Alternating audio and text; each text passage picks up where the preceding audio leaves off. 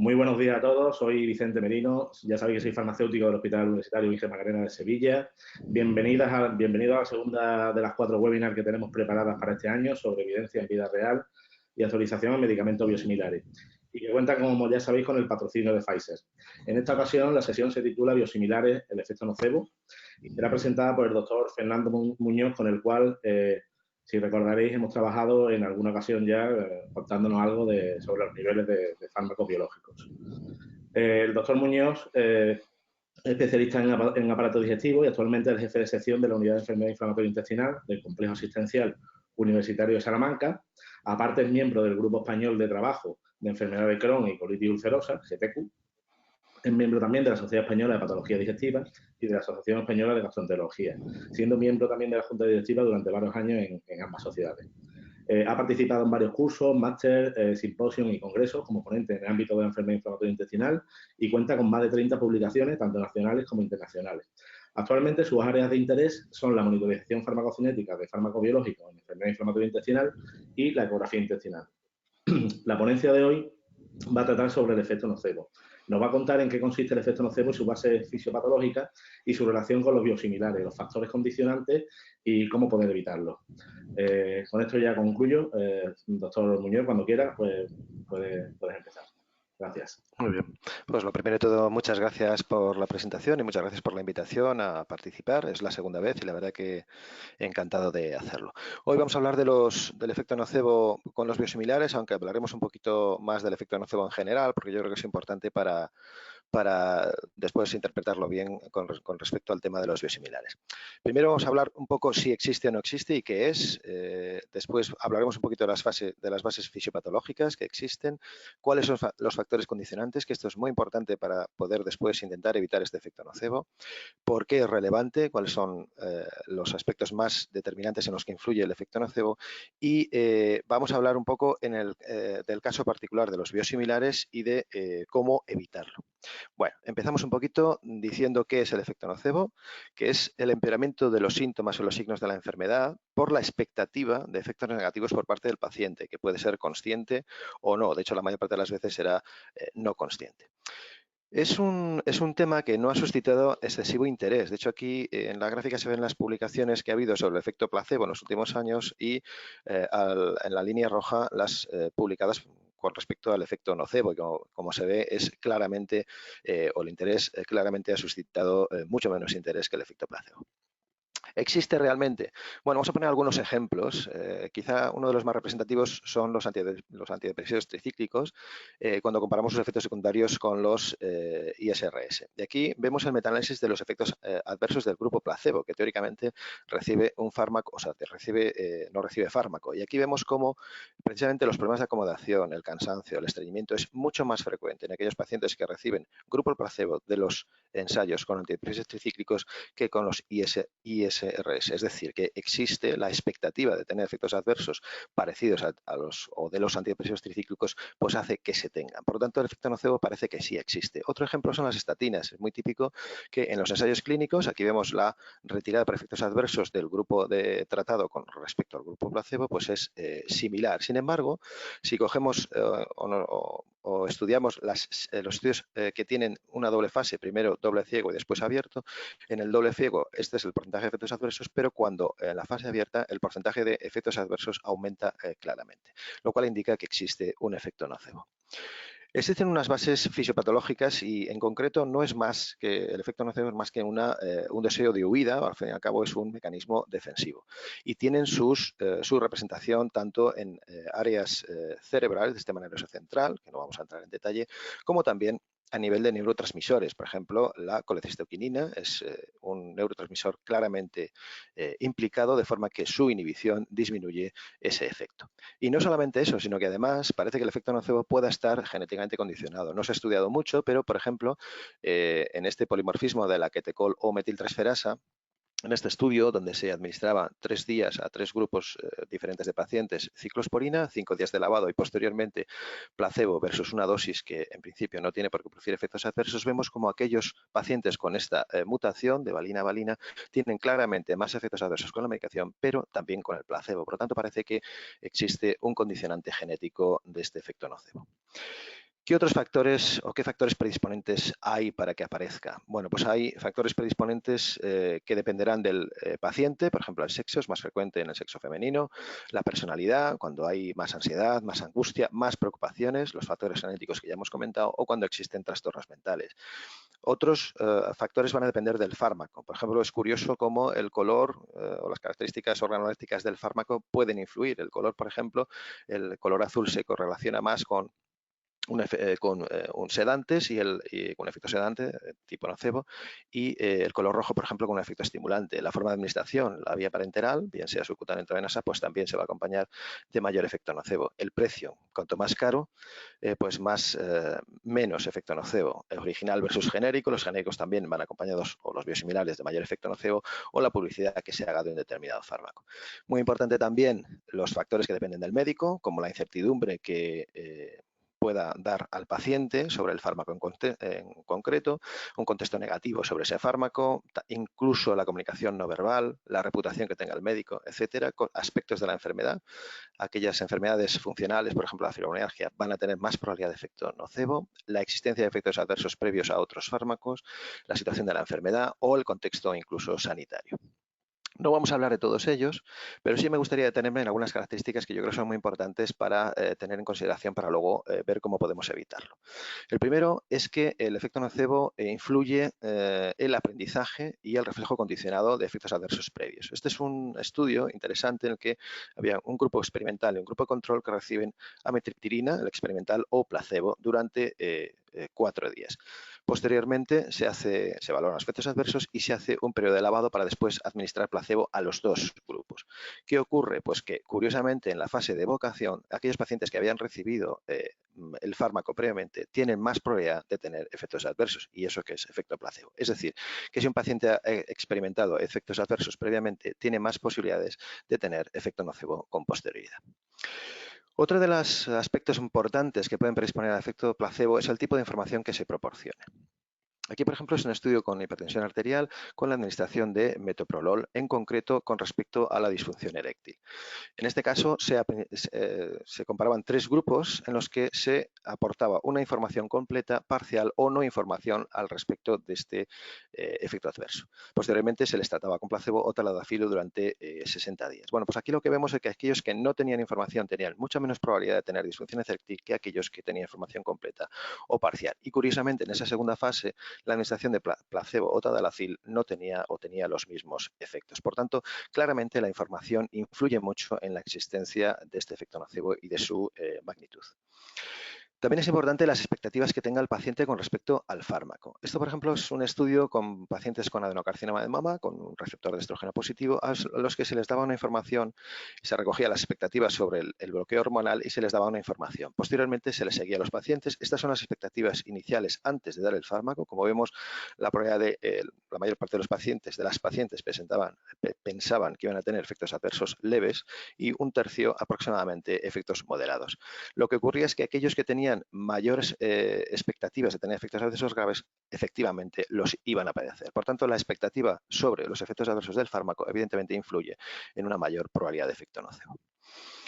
Otro de los aspectos que hay que tener en cuenta es la denominada sensibilidad percibida a los fármacos, y esto es que algunos pacientes piensan que van a tener más efectos adversos frente a un determinado fármaco en concreto, y esto puede aumentar el riesgo de efecto placebo. Este es un estudio con 203 voluntarios en los que evaluaron un montón de aspectos como la ansiedad, sensibilidad percibida, somatización, etcétera, y de todos ellos, los que tenían más probabilidad de tener síntomas atribuidos al fármaco que realmente era placebo, vemos cómo era la expectativa, la sensación o la percepción de sensibilidad a los fármacos y además la confianza en las compañías farmacéuticas. De hecho, en este sentido, la confianza sobre el fármaco o la compañía es muy importante. Aquí, en este estudio, con 60 voluntarios a los que se les administraba metoprolol, se les decía que se les administraba metoprolol para reducir la ansiedad preexamen, aunque en realidad siempre se administraba placebo, se les comentaba que no iba a haber cambio de fármaco, iba a haber cambiar de marca, pero siempre dentro de lo que sería un original, o bien había un cambio a genérico. Y como vemos, la disminución de la presión arterial era mayor en aquellos en los que se les había dicho que no se iba a cambiar de fármaco que con respecto al cambio de marca o al cambio de genérico, y la probabilidad de efectos adversos también era claramente mayor en aquellos en los que se decía que iba a haber un cambio a genérico. Por tanto, la confianza en el fármaco es fundamental para que el efecto nocebo sea el menor posible. Y otro aspecto es la difusión que haya en los medios al respecto del fármaco. Este es un estudio, por ejemplo, con respecto a la sensibilidad de las redes Wi-Fi, en los que se administraba un reportaje neutro o bien un reportaje que era negativo con respecto a los campos electromagnéticos. Y aquí vemos cómo la mayor probabilidad de efectos adversos atribuidos a esto era superior en aquellos en los que habían recibido este tipo de reportaje. Por tanto, la difusión que se haga de estos fármacos es muy importante siempre y cuando el mensaje sea positivo. ¿Qué relevancia va a tener este efecto nocebo? Pues yo creo que va a tener relevancias clínicas, luego lo veremos, que yo creo que es donde nos vamos a extender un poquito más, pero también va a tener una relevancia bioética, de investigación y económicas. Empezamos con las bioéticas. El problema, estos son los 4 principios fundamentales de la bioética, que es la beneficencia, la autonomía, el principio de no maleficencia y de justicia. El efecto nocebo va a tener hay 2 aspectos donde puede influir, que son el principio de beneficencia y de autonomía. De hecho, por el principio de beneficencia, nosotros, si no informamos al paciente de los efectos adversos, la probabilidad de tener efecto nocebo va a ser menor. Sin embargo, existe un principio de autonomía en el cual nosotros tenemos la obligación de respetar las decisiones del paciente. Claro, aquí entran en conflicto estos 2 aspectos que están resueltos por la ley, porque evidentemente tenemos la obligación de informar de los cambios de tratamiento. O sea que en este sentido el principio de autonomía estaría legalmente por encima del principio de beneficencia. En cuanto a la investigación, el efecto nocebo tiene bastante relevancia. Este es un estudio que lo que hacía era recoger todos los ensayos clínicos publicados entre los años 2006 a 2012 en las principales revistas médicas, y como vemos, cuando veían la relación entre efectos adversos en el grupo placebo con respecto al grupo tratado, vemos que había una relación muy clara, 0,09. Tanto en efectos adversos graves, totales o referidos al fármaco. De hecho, la mayoría de los efectos adversos era inespecífico. Es decir, que es muy difícil, debido a este efecto nocebo, atribuir un efecto adverso concreto a un fármaco, precisamente por este ruido de fondo que provoca este efecto nocebo. Pero además esto se complica un poquito más porque incluso el efecto nocebo puede aumentar el efecto placebo. Esto viene a colación de que no todos los placebos son iguales. No es lo mismo un placebo inerte que un placebo activo. En este estudio, por ejemplo, se ve. Se les administraba, bien sea placebo inerte o activo, a un grupo de pacientes en los que se les informaba de distinta manera, en 3 grupos. Al 100% se les informaba que se les iba a administrar fármaco, en otro grupo que 50% fármaco, 50% placebo, y al 100% placebo inerte. Siempre era placebo. Y como vemos, esto es el umbral del dolor, cuanto más bajo, menos efecto percibido del fármaco. Aquí vemos cómo aquellos que recibían placebo activo tenían más probabilidad de tener un efecto positivo, por lo tanto, mayor efecto placebo. Y esto, por ejemplo, puede ser algo que lo podemos ilustrar con los antidepresivos. La eficacia de estos fármacos en general es bastante modesta, pero si se consideran solo aquellos estudios en los que hay placebo activo, todavía es más modesta. Por lo tanto, es muy importante que en los ensayos clínicos en un futuro considerar cómo debe ser el placebo, y probablemente los placebos activos van a ser los que mejor identifiquen la eficacia de un determinado fármaco. Evidentemente tiene consecuencias económicas, esto está claro, porque de un 50% aproximadamente que supondría el utilizar un biosimilar con respecto a la de referencia, antes de descuentos, evidentemente, el efecto nocebo la consecuencia va a ser que ese descuento se quede en un 37%. Un ejemplo que podemos hacer con 100 pacientes a los que tratamos con un biosimilar, en este caso de adalimumab, el coste anual sería este que os muestro aquí, unos más de 300.000 euros, pero si con el efecto nocebo representaría un gasto bastante superior, porque una gran parte de pacientes, concretamente, bueno, veremos cuál es la incidencia, pues tendríamos que derivar hacia otras líneas que son más caras. Por tanto, tiene unas consecuencias económicas claras. Y ahora ya vamos a centrarnos en el efecto nocebo de los biosimilares. Sabemos de su existencia porque en los ensayos clínicos la probabilidad de retirada del fármaco, ya sea retirada por cualquier motivo, por efectos adversos, por falta de eficacia, es claramente más alta en las series abiertas que en los ensayos clínicos donde el paciente no sabe qué fármaco está recibiendo. Hay algunos en los que esto no es tan claro, como es el TARC, pero también es cierto que el número de estudios es menor. Os muestro alguna serie. Esta serie es con infliximab, melatito reumatoide, espondilitis. a los que se les propone el switch, con una aceptación bastante alta.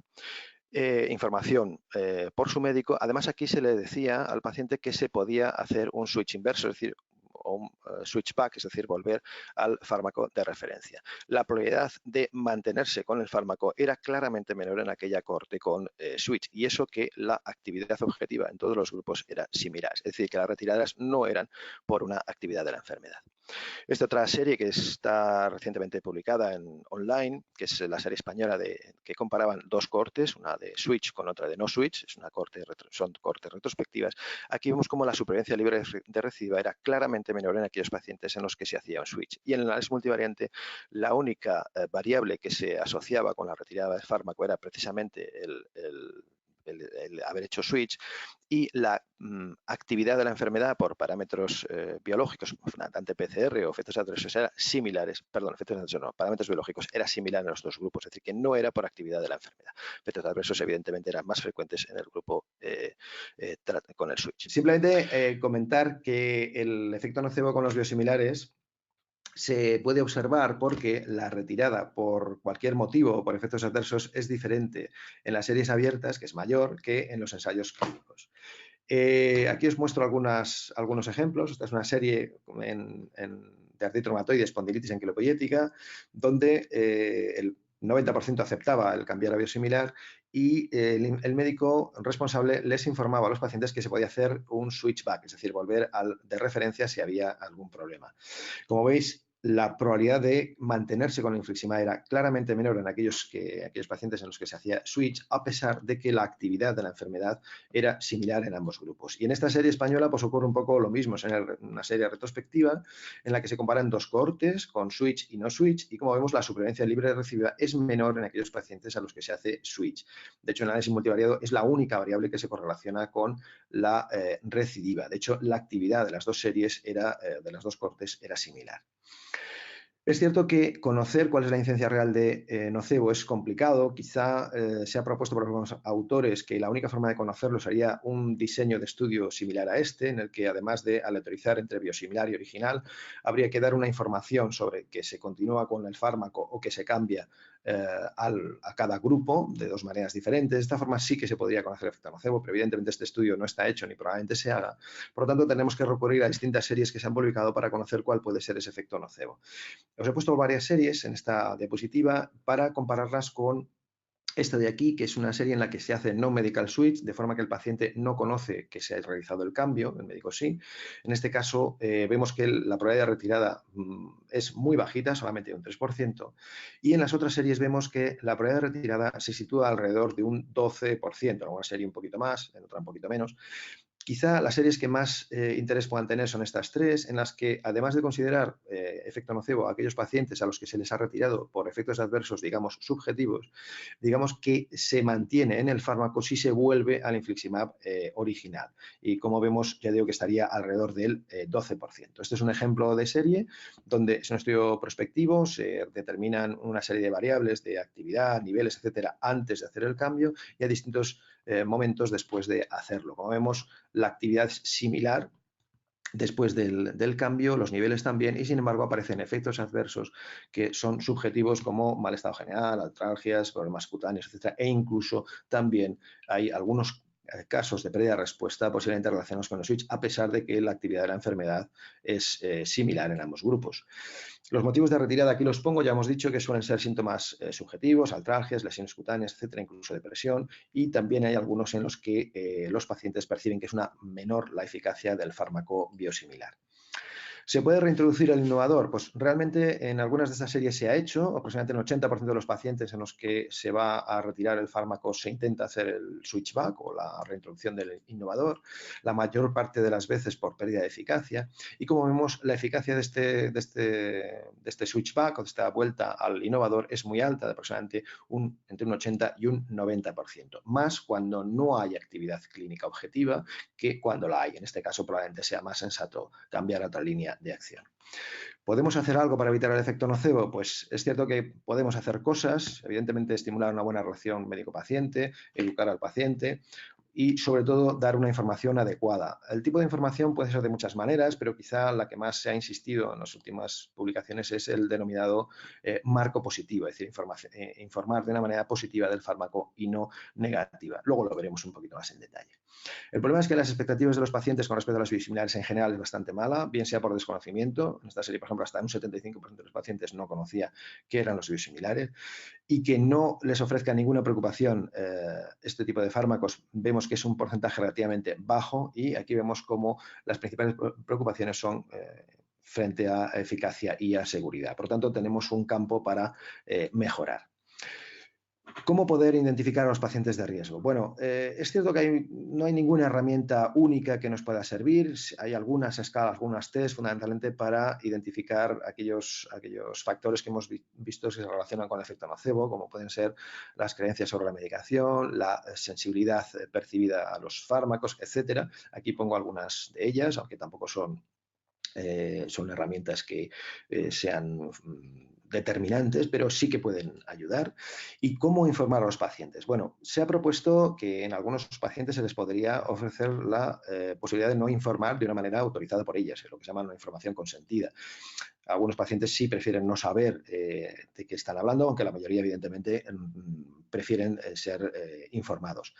También se puede hacer un consentimiento informado contextualizado, de forma que en aquellos pacientes de mayor riesgo se haga menos hincapié en los efectos adversos. Bueno, quizá la mejor forma de informar, en lo que más atención ha recibido, es esto del denominado marco positivo, es decir, de alguna manera informar sobre la tolerancia. El 95%, por ejemplo, de un fármaco se tolera, en lugar de que un 5% tiene efectos adversos. Y esto se ha visto que reduce hasta un tercio los síntomas atribuidos al fármaco en otras indicaciones, no en los biosimilares en concreto.